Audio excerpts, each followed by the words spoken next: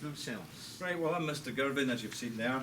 I've still got the beard, but it's not as long as Mr. Gillespie's. And I'm still younger than him. Oh, you'll always be younger. My name's Emma, so I'm one of the Glasgow Girls. I'm Roza, I'm one of the Glasgow Girls. I'm Kate Cook, the producer. I'm Brian Welsh, I co-wrote and directed the show. And I'm Colin, and I'm what's called the executive producer of the show, and I run the company that made it. He's the big grown-up. Oh, he's the boss. Right, now, I'm sure, I don't have to ask if you enjoyed it, I can tell from the intent with which you watched it that you had a good time, but we have some questions today, so can we ask from the floor here? We like answering questions. When? You never liked when you were in class. Never answered any in class. Right, okay, can we have the first question? Hala, do you have a question? How do you think it feels to be a asylum seeker? Well, that's for me. I was an asylum seeker for more than 8 years, so the situation is really tough when you're an asylum seeker because you're not treated as a British citizen. So in any point, as you saw in the film, you can be downgraded and you can be taken and you can be detained for not even you're not even criminal, so you haven't committed any crime or whatsoever. So you can be detained in detention center, like Gable Detention Center or like Girlswood. And also the situation is really tough, so you don't have a lot of, you don't have benefits to support yourself, you can't work. At the moment, because there's a lot of asylum seekers, I'm no longer an asylum seeker, people get cards, it's called ASU cards, so they get, I think it's like £30 you get, but you can only use it in certain supermarkets, so you can't actually use it in every market you wish to. So there's a lot of discrimination of being an asylum seeker, I can say. I can go on and talk about it. There's people who are homeless and destitute. They are staying in night shelter, so they don't have a home. So just put yourself in people's asylum seeker situation is really horrible. And they don't have the equal rights that you have. So it's good to have that bear in mind when you talk about asylum seekers. Thank you very much. Do we have another question?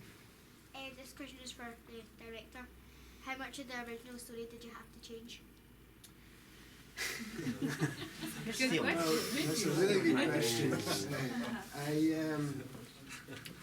Okay, so there was almost too much of the story to tell, so it was really about making decisions about what to include and what to not include. And obviously, we were keen that all of the girls had a voice and had a kind of journey through the story. So we worked really closely with the girls to well, they were kind of like signing off the drafts, really, weren't they? Like at each stage of the process, I'd work on the draft, and then the girls would read it and they'd come back with notes. So we hate it. We hate it. I never spoke like that. That wasn't like me. And then we'd go back, and it was. So yeah, it was really a process of kind of like editing the testimonies that we had and trying to make it into like a form that felt dramatic. I mean, it's probably an interesting question to ask you guys really as well. You know, I mean, how close do you guys feel this representation? I think it's pretty close to our story. I don't think things are like absolutely in chronological order the way they happen. We've maybe changed things about a wee bit, but just watching it today, I remember being in so many of those situations, you know, when we're standing outside the flats and the police arrived and it was really scary and everything. So there's lots of it that's really real for me, and I think we've done a great job putting it together. Thank you, Emma. Yeah, it was quite an interesting process because there was also a theatrical musical that was made, which was much longer, and as Brian said, there was so much information, and then there's obviously a lot of girls, so 7 characters, and so we were trying to tell this story just within an hour, and then we had all of these musical elements that we wanted to include in it. So yeah, it was quite complicated to kind of balance all those different elements, but still ensure that it was kind of as true to the story as we could make it, while sort of still kind of using dramatic you know, approaches to in terms of the ways the characters worked and things like that running through it. I agree with that. I think like the film shows a lot of what the campaign was about and the situation of asylum seeker and what we did and so on. But because we were so like 7 girls and we all have different characters and we have different families and what we put into the campaign and so on, and the film maybe shows like, because it's not long enough as it's 1 hour, so it shows just you have to as a film you have to focus on 1 or 2 characters. But overall, I think the message comes across in the film, which is the main point, I think. Yeah, I never actually had one class where I was teaching everybody at the same time. But what the film did, it put those strands together to tell the story, and it was able to tell the story much more efficiently and quickly that way. And they were able to get the ideas of what we were doing across much more quickly, so that it was very successful in doing that, even although it never actually happened where there were everybody was in the same class all at the same time, you know. But it did work. Do we have another question from the... There's one in there. Right, on you go, Jackson. For the director guy, why are we in this movie? Who's the we, Jackson? Well, they had to film it. It's just because some of us were in the film. Yes, some of you were in the background, yes. So, did you have, well, the basic thing is, did you have There was like encounter problems problems? in the football pitch. Yes, did you encounter problems filming it with the current group of youngsters, given the fact Well, the that biggest problem we had shooting that scene was the weather. I don't know if you remember that day, but it was absolutely torrential rain, and we had a very limited amount of time that we could turn over, so it was a bit of a scramble to get those shots in the canon that day. Let's ask, were you glad to have been in it as extras? Did that please you, Jackson?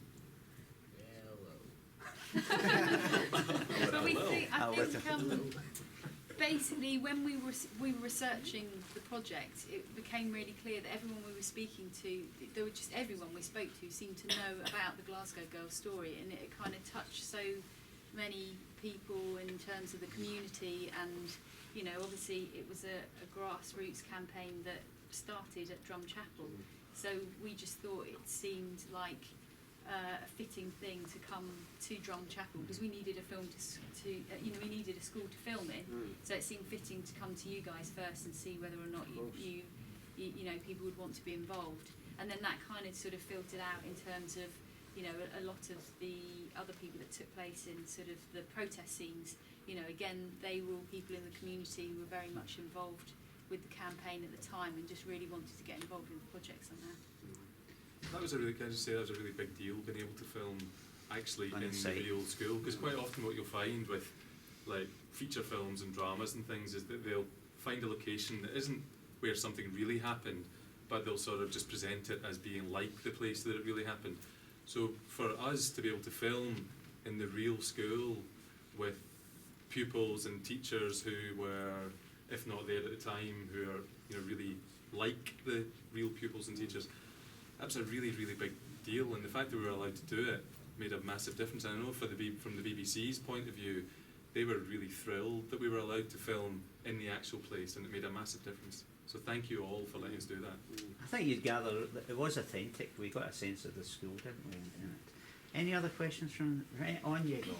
Was it emotional making the movie? Oh. Emotional making it or being it? Seeing yourself in it and going through the whole situation again, Emma. Well, you were crying 2 minutes ago at the back, weren't you? So were you. A wee bit. It's just because, like, it's not just like watching a film for us, it's like remembering loads of stuff, and it was a really difficult time because you were spending a lot of time and energy campaigning, and then 2 minutes later one of your friends would be taken away and locked up in a detention centre, and so it was just a bit of a roller coaster. Everyone was saying, here's an award, girls, well done, you're doing great, and then 2 minutes later it would be like, oh, actually Elvis has just been deported. So it was a really difficult time, and even after all these years, like 10 years ago this happened, it's still really emotional thinking back on it. Yeah. And during the making of it, we had lots of disagreements and with the production team. I cried a lot. That was And they with us, because we all wanted to get it right. We all wanted to try to get it as right and as true and as clear as we possibly could. And sometimes that led to disagreements, but that just happened. I mean, I was able to ask Kate. Kate's just had a wee baby not very long ago, and I totally forgot about that because she was pregnant at the time. And it was only till afterwards, maybe about 3 months, 4 months afterwards, I thought, oh, I should ask about that. Because I was too busy, we were all too busy involved in thinking about how accurate this was, or how it showed us and so on. I think because it's very important, this film will always stay there, and we wanted to make sure that the story comes across the way it happened. And like when I look back, it brings a lot of memories back. When we were at that situation, when I didn't have any papers, I cry all the time, and actually my character cries in there as well. So it's just like, because I feel like I would be in the Agnes' situation, I would be deported back to my country, which is unsafe. And I come from north of Iraq. You can see now what's happening with ISIS and the situation in there. It's still not safe for so many people. So it brings a lot of memories back, and of course, we want to try to make the story as real as possible. Yeah, and what Brian did as the director was really interesting, which was something that we never even talked about, but I spotted it again there. There's very strong motif of the plane. Mm-hmm. And all of us were aware that planes, bring people here, but they also take people away. And of course, being in Drumchapel, this is a main route, as you know, for all the planes coming in. And so by using that, a wonderful contrast against the high-rise flats, right? You've all seen that. We've all seen that here, and it's something we don't really talk about. You always see a plane going over. Sometimes you think, is it going to make it? Is it going to crash into that? That's all there in our heads. But what Brian did there was to visualise, to show us that, to make that wee connection. And we've never talked about it before, but that really hit me quite deeply watching it. There was something that struck me about Drumchapel, that there was almost like a constant reminder for the girls that at any point, you could be plucked out of school and put on a plane and taken back to whatever war-torn country they come from. So that was, it was a good choice, I think. Do you remember when the One Show came down? Yeah. Do you remember that? So when we were filming the One Show, have you seen the One Show? Do you remember the One Show? So the One Show came down to do a bit of filming, and the girls were all watching this scene, I think, of Agnesa on the phone. Yeah. And what it was really interesting watching how you all reacted. I think particularly Agnesa, how Agnesa reacted to watching that scene, because she just burst into tears when she was watching that on camera as well. Yeah, and I didn't think she expected us campaign so hard for her, and it just touches her because her own friends campaigning for her to bring her back to the school she was, and I think that's why she was very emotional at that scene.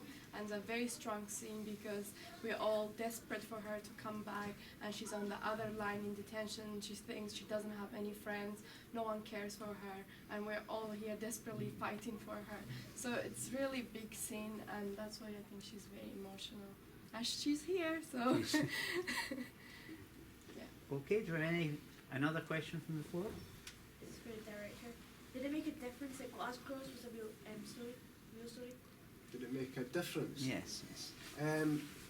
Yeah, I mean, I think that your instincts as a writer, as a dramatist, someone who's trying to make something dramatic, is always to really push things. And you've got an open playing field. You can sort of do what you want as a writer normally, but when you're dealing with a real story, then you have to stay true to those facts. And I found the facts of the story and testimonies from the girls, so it makes a big difference in terms of the job, particularly as a writer. Mm-hmm. Did it make a difference to you watching it, thinking it was a real story?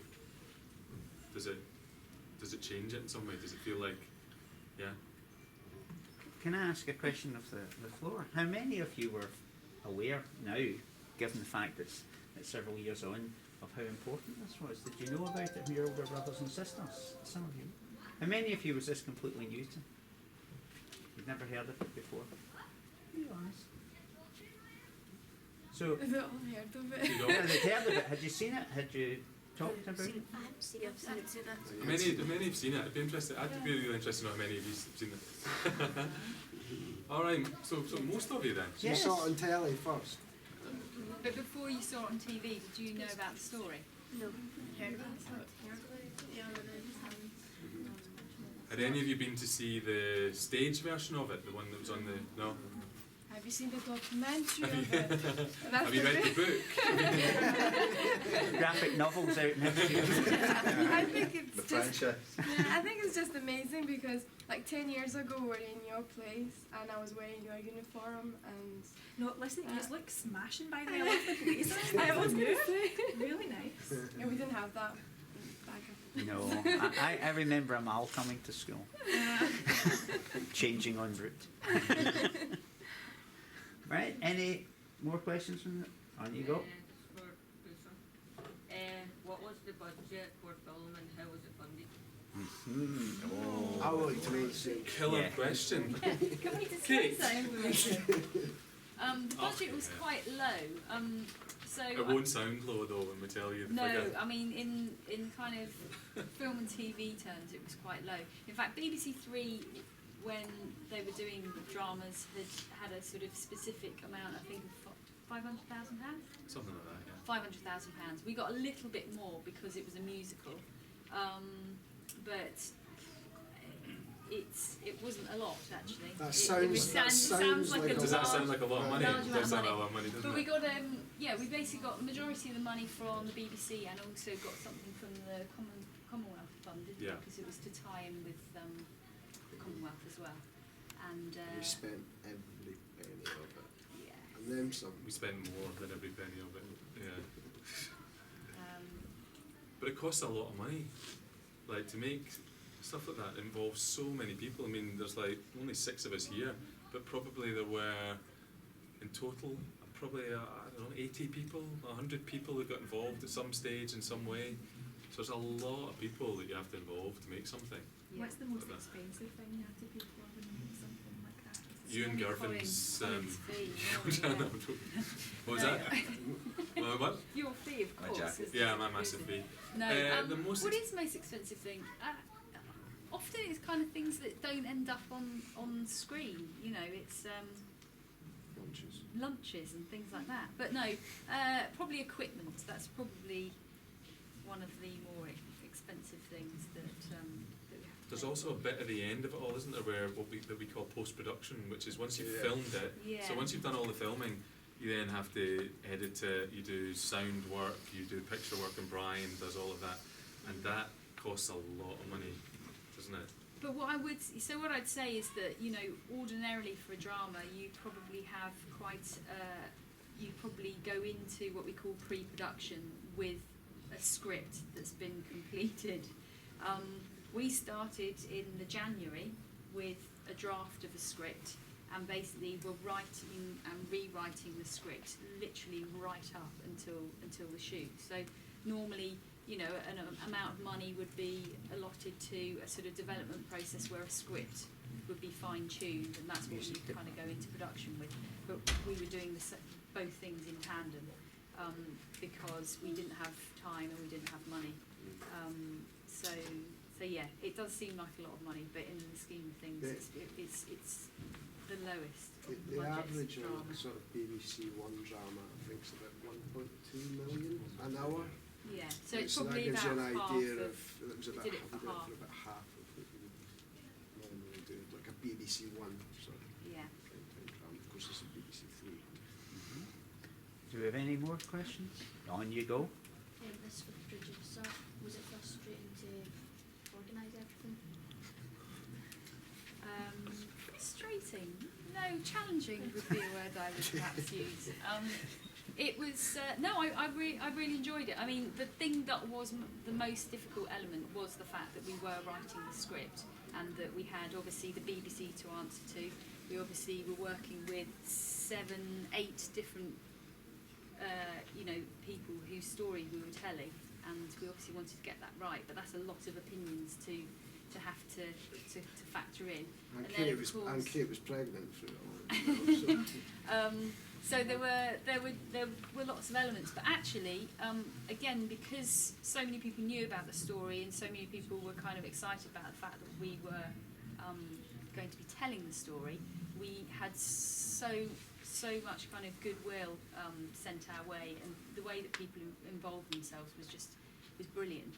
So, you know, and the school were fantastic. I mean, I remember calling up the head teacher saying, actually, we're going to need to start filming right off the back of your Easter holidays, and it just gave you guys no time to organise at all. But you know, everyone just mucked in and you know, came together and pulled it off. So yeah, it was complicated doing things, lots of different things all at the same time. But you know, everyone just pulled together because they, you know, we all had the same Believed in the film. belief that we wanted to make a good programme. So. Can I ask a question? What are your intentions for the film now? It's out there. Do you see it having a continuing function? We're here in an educational situation. Where do you see it going? Yeah. Well, come on now. Well, we've just been, we'd like the film to be seen outside of the UK as well. We've just come back from Germany where the film picked up an award, and people were very keen to see the story from Drumchapel and other countries around the world. But we've got a slightly tricky thing because the music because of rights related to the music, and the fact that the music, we were able to clear the rights for the music under what's called the BBC blanket agreement. So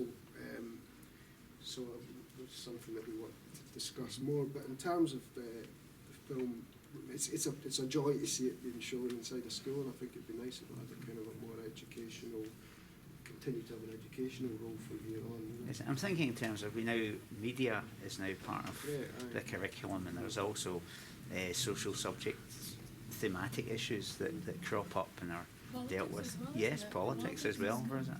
The BBC just produced a short 30-minute the Glasgow Girls Stories, which interviews Lindsay Hill, who did the two first documentaries, interviews Cora Bissett, who did the play, and Colin and Brian, who have done the film version. So that is now going to be trailed out on Bite Size, if you've used Bite Size at all.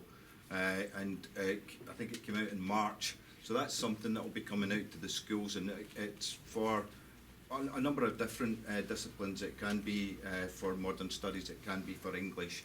There's a whole lots of areas that you can look at it from and take it from. So that's yet another thing that you can look at as well and follow up our stories on, because it's quite interesting. You'll get some of the things that you've got today from Colin and from Brian and so on, and also from some of us as well. Yeah, I would like to just highlight something, because I think the film is very important because it brings the aspect of people might never thought of asylum seeker before. And as I say, you're in an education system, and most asylum seekers are not allowed to go to, like, after school you're going to university and so on, but asylum seekers are not allowed to have that equal access to education. And how would you maybe want to do something different in that? So I want to just highlight that, because when I left high school, I went on to Strathclyde University, and in Strathclyde University I campaigned for asylum seekers to get scholarships so they can have equal access to universities. So now Strathclyde is the first university to have that, and without that campaigning that could have been not possible. And what you could do from here to be involved in helping asylum seekers, and something that you're passionate about, you can do that. Because we were young, 15 years old, we started this campaign. This is for you, this is your story now. So you can make a change through your life and make a difference. Yeah. Also, there's a big demonstrations happening on 30th of May. If you want to come and join us, I'll be there. All the Glasgow girls gonna be there. We are basically a demonstration against detention when we want to shut down detention centres. And the Drumchapel detention centre is the only detention centre in all of Scotland. So we're campaigning to shut that down in Scotland and make a difference in Scotland. What day is that again? On 30th of May at 1 o'clock. And there's a bus also organised by the trade union, STUC. So if you are interested to go along to that, I think the coaches are at 12 o'clock in front of the Home Office, if I'm right. There will be coaches if you want to go along, but you have to book a seat for yourself. Oh my God, please ask your mum, don't get us into trouble. No. Just No. Okay. But if you want, Send us flyers I and can leaflets, do that's that. what we'll do. Yeah. That's right. Right. Can I ask you to thank the panel? Give it a round of applause. Thank you very much indeed. And thank you for sitting and enjoying it. Now, do we have tea and coffee? And Yes, sir. we have tea, coffee, and I brought in a cake, but I'll have to get another one out of the Ah, fridge. right You were enough. here, you Right. knew you were coming. Two Ah, cakes. So, Right. and I'll let the bells about to go and maybe have a Yeah, we'll just. Thank you very much.